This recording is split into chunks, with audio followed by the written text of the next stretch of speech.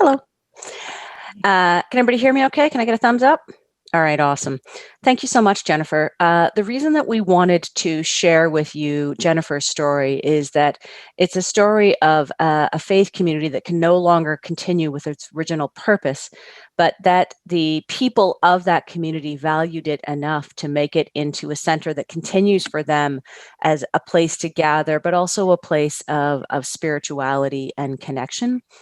So the work that the people did at Kingsbridge Center, while we don't want to see churches closing, it really typifies some of the amazing work that we're seeing across this great nation as people take on the challenges of putting their faith buildings to work if they no longer serve their original purpose.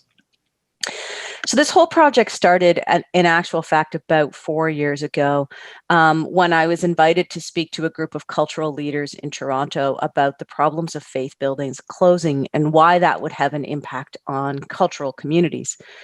Coming out of that series of talks that I gave to them, the Ontario Trillium Foundation very generously came forward with a partnership offer, not a grant, but a partnership.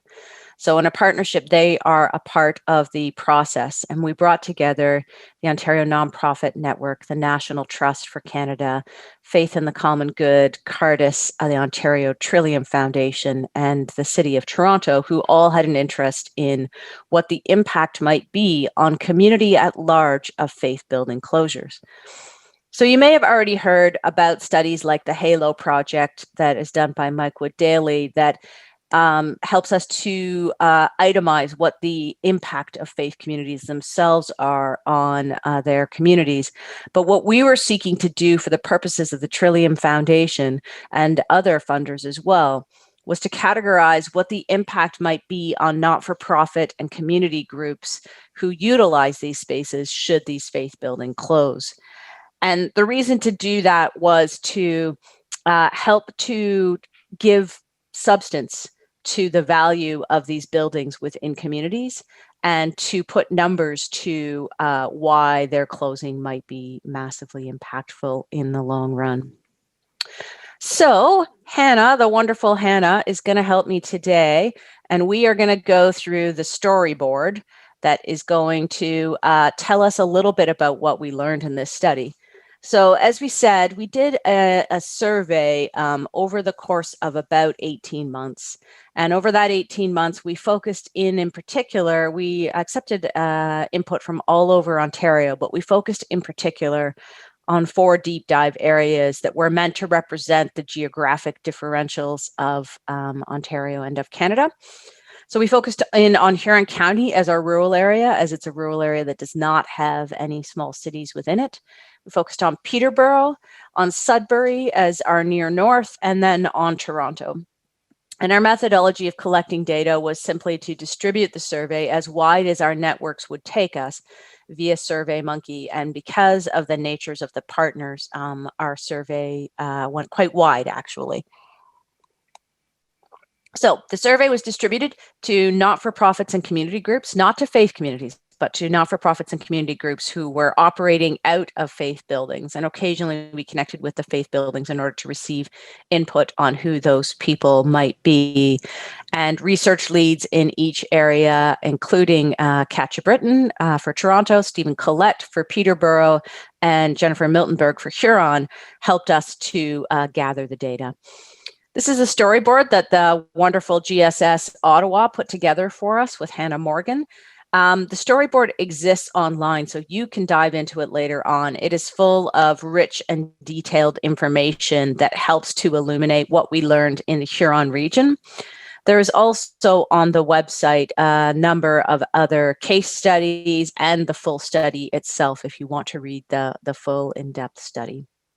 Today, we're going to just look at a few details about who is using faith buildings in Huron and what that might mean. So Hannah's going to run the storyboard for me, and she's going to correct me if I skip over things or lose things. We asked 27 questions in total, but there were a few that really came forward as being key, we felt, in helping us to typify the impact of faith buildings. So one of the first questions we asked people was, why do you use a faith building? And there was a series of options to pull down, options to select from. And the top 3 responses to why people use faith buildings was location, the good location, the price, and the accessibility. Now, location should come as no surprise to us. These were built at the centers of communities and were designed to be within walking distance of where communities gathered. Price we'll dig into a little bit more as we go forward, as we will, yeah, good. Thank you, Hannah. We're going to have a look here at wheelchair accessibility. So accessibility maybe surprised us as a result of why people utilize these faith buildings. But I want to remind you that this is not a response from every faith building in Ontario. This is a response that is coming from the community and not-for-profit groups that are utilizing these faith buildings. And thus, it is natural that those that are more wheelchair accessible are going to have a higher level of usage by community and not-for-profit groups, and therefore would come to the top of this list. So when we look there at wheelchair accessibility, sorry, Hannah, I faked you out there. I wasn't quite ready to go on yet. You can see that the purple dots in Huron indicate where we have responses from, and the yellow that Hannah brought up there shows us who is using it because of its wheelchair accessibility. So you can see that that not everyone in Huron was wheelchair accessible, but that these ones, the not-for-profits and community groups, reported back that that was the major reason why they were utilizing them. If you want to look at this online yourself, you can click through the other ones, but interestingly, all of the other ones will essentially look exactly the same as each other. They overlay and overlay and overlay. It's only wheelchair accessible that actually changes significantly. Let's go down and look at the next section, Hannah. I'm just going to have a sip of my tea here. I'm told when I do these that I end up sipping in people's ears, but you know what? You're just going to have to put up with that because I'm a tea drinker and that's how I think. So, all right. Here we go. So there are currently over 100 faith buildings within Huron County. We know this from StatsCan data and from T3010s and from a deep dive that was done with the help of Jennifer Miltenberg by GSS Ottawa to make sure that we had truly captured how many faith buildings were in Huron County. So with over 100 faith buildings in Huron County, only 24 of them were actively reporting in this study. And given that Jennifer Miltenberg is a force of nature and gets out and sees everyone and asks them to submit their surveys, I think that's a fairly accurate representation of the number of faith buildings that are being used by third-party not-for-profit and community groups. That doesn't mean that the communities of faith aren't using their buildings, but these are the ones that are reporting that they are being used by third parties. So these are the ones here. Overall, 18 of the 100 total buildings have closed since 2017. So those are the ones that are indicated in red, of which 3 have closed in the last 2 years. We're going to focus in briefly on Clinton because I want to talk a little bit about the regionality here. So this is Clinton, which you may know out in Huron County along Highway 8. And Clinton really typifies some of what is happening all over the place. So you can see that with Clinton, the red dots are the ones that have closed. Hannah, is that since 2017 or since we started the study? Sorry. Since the last couple of years. So I guess it would be since 2007 is red. And then 2 of the 5 dots in Clinton have closed in the last 2 years. Right. So that is Clinton, and it tells you a little bit about the changing landscape of rural Ontario and the speed with which change is happening and the ways in which that might collapse communities. So this could be that communities are amalgamating. It could be that buildings are no longer functioning. It's any of a number of things. But it is typical of this particularly Clinton scale, which I think my memory is that Clinton is a population of like 5,000 people. If it's even that, I think it might be 3,000. I drive through it all the time, but I can't remember. So small scale rule. All right, let's have a look at the next section, Hannah. Okay. So why does it matter? It matters because churches are often the last standing third spaces. So if your first place is your home and your second place is your work, in theory, when not in a pandemic, your third place is a place where you feel free to gather with other people who you may or may not know for a variety of reasons. So you might not be inclined to go to someone else's house to discuss a major issue or to talk about a political debate because you might not feel that's a safe space for you. But a third space is a place where you would willingly go. In rural Ontario, there aren't a lot of third spaces. It's not a coffee culture place as much in the rural areas, although there are some awesome coffee shops in Huron. But it is not uncommon that the church is the last place that is left and that the school, in fact, has already closed. We're going to have a quick look at population here. So not-for-profit organizations tend to be located in relatively higher and more densely populated areas. So you can see Goderich there along the lake is that big blue circle there. So that's not surprising whatsoever. But we're going to have a little look at Bayfield here because we want to have a look at key faith buildings. And that when we're talking about faith buildings and the level of closure in the United Church, the Anglican Church, the Catholic Church, that there are sites that are of more importance to the community at large when considering what should be closed. And when working with your community around the unfortunate necessity of closing, these are things that you want to think about, is what the impact is on the community at large.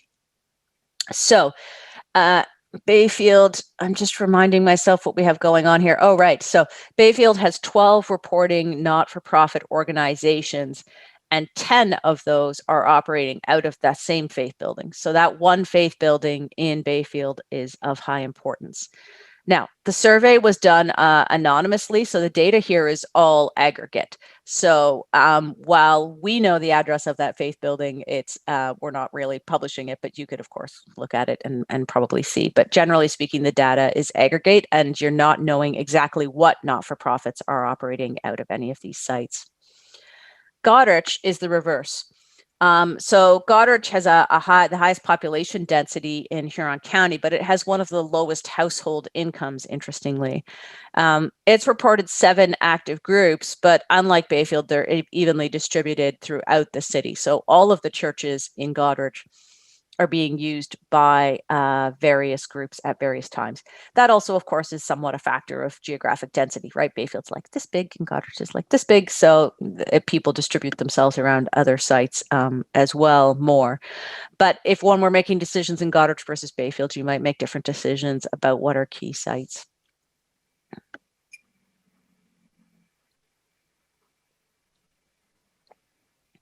How do the organizations pay for their space? Okay, headline, they don't. This is not really a surprise to us. There is a good bit of differential. If you read the report, there's a good bit of difference between Toronto and Huron. So in Huron, the overall headline is that the majority, what are we at, 48%, Hannah, are not paying for their faith building. And then there's another category, yeah, was that 48, 46? Can't see. Any rate, 45 people. Yeah. Thank you. 45 of the reporting are not paying for their faith building. And then you have that category of other after. And when you get into other and read the comments, you find that it's like barter systems, or they're paying a nominal honorarium, you know, $100, $200 a year kind of thing. So this is, of course, deeply impactful when you're maintaining large structures, some of which are historic. If no one is paying for them, that really adds up. In Toronto, there is a higher proportion of groups paying, although still a very large proportion not paying whatsoever. But of those higher proportion that are paying, they're still paying such a nominal sum as to be almost not worth mentioning.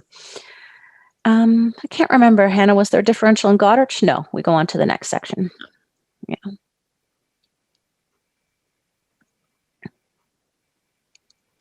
Okay.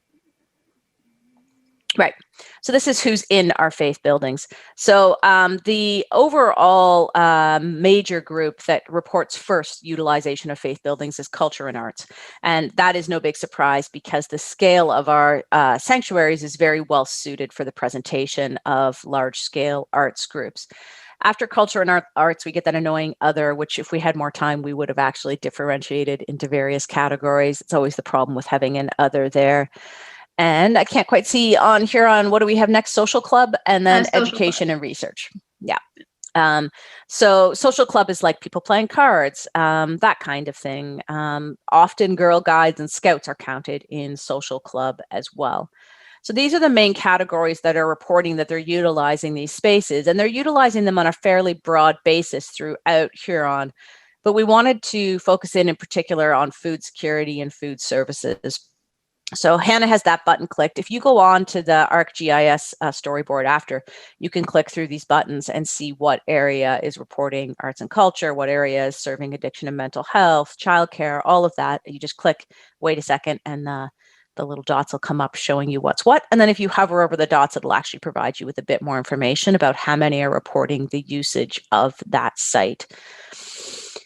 Just like that. There it is. Magic. But food security and food services are strangely clustered throughout Huron. So if we look at those sites, there is a vast part of the county that is not being served, at least not by faith communities. It might be being served by other communities. We would need to look into that more. But faith buildings are not, generally speaking, in Huron, hosting food security and food services as often as, for instance, they are in Toronto, where it's extraordinarily common. So it's just one of the things to think about is what's being hosted in these spaces. Another thing to think about is the type of population served. So general population is served by a lot of people, but seniors and, oh, your battery's running low, Hannah, you better plug in there. It's not the time to die. Seniors and people with disabilities have a particular distribution at particular sites. So once Hannah plugs in there, we'll have a look. Oh no, we've already got the seniors up. So there's the distribution of the sites that are serving seniors around the province. Currently, many of the programs for seniors are located where there is a higher distribution of retirees. If these organizations had to move elsewhere, then the seniors would have more difficulty accessing these services. Interestingly, children's services don't match in the same way. So kids services, when we look at where the population of kids are, the population of the kids is not being matched by where the kids programming is. So the programs for children mainly operated in cities, quotation mark, but the majority of kids under the age of 15 actually live in Howick and Morris Turnberry. So that's up in that upper right corner there. So it's interesting to think about, this focus around, you can see Goderich, Clinton, Exeter of children's programming in the area that has the lowest amount of kids in the county. Not that there's none, still kids, but let's keep going. Right. So that was the other thing that we wanted to talk about is the impact on children's social clubs in general.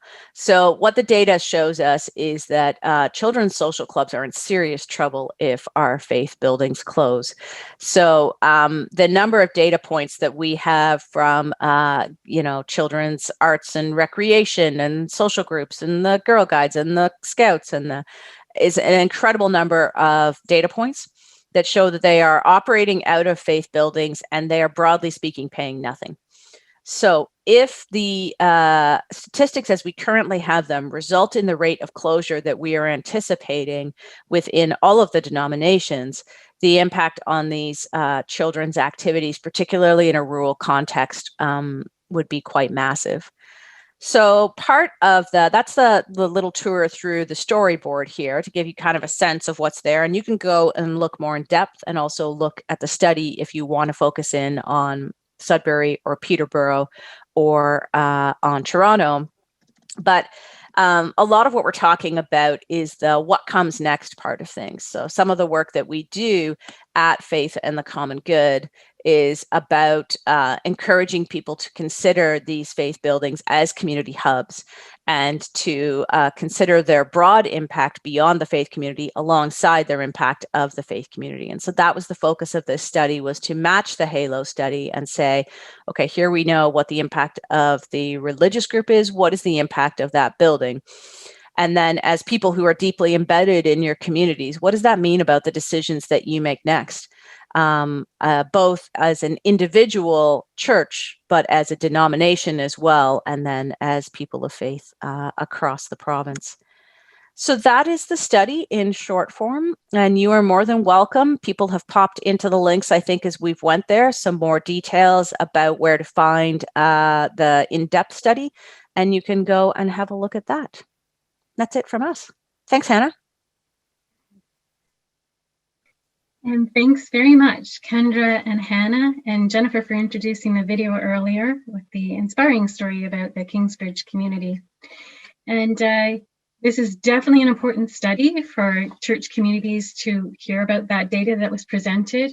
And it's been noted several times, the research itself focused on the user groups of church buildings and their view of the potential impact that the loss of those buildings represents. Today, we want to take initial steps to begin a dialogue with one another in the church community about some ways that we experience this challenge and how we are responding to it, and what can we learn about our churches for our stewardship. So as an initial step, my colleagues and I have highlighted a few key issues from the study that we think are relevant to the church community. First, churches offer a convenient location within the community, including both affordable and accessible space. Critically, as Kendra pointed out, 32% of the respondents pay nothing, and particularly that will affect children's programs if churches are closing. For some organizations and services, their entire model relies on free space to continue operating. So what happens if a faith building in which they operate closes? 50% of respondents reported that they have no other option, and another 20% said that another faith building would be their next best option. Use of a space embeds a faith building more fully in the neighborhood. This means, though, that having an ideal location is not enough on its own. The building itself is playing a vital role in the community, as was demonstrated by the descriptions given in the case study in Huron Shores United Church and the research report. Having ties to the community outside of our walls is essential. Kendra mentioned the types of activities that are being hosted, such as food security, children's social clubs, arts and crafts, sports and rec. The importance of third spaces. And another consideration is the populations being served, such as seniors being served locally. The loss of faith buildings may mean losing vital community capacity that will not be easy or even possible to replicate. As the report notes, the closure of faith buildings will have clear negative impacts on the quality of life for Ontario communities. In many cases, there is very little recognition about the vulnerability of the faith buildings, and often that doesn't happen until it's too late. So it's important now to have these conversations and to be thinking about how we cooperate together and what we might do to consider the faith buildings and their importance in our communities as they are today. So that leads to our fourth point about faith communities and the recommendation in the report that they need to be involved in discussions with all three levels of government, as well as with neighboring communities of faith.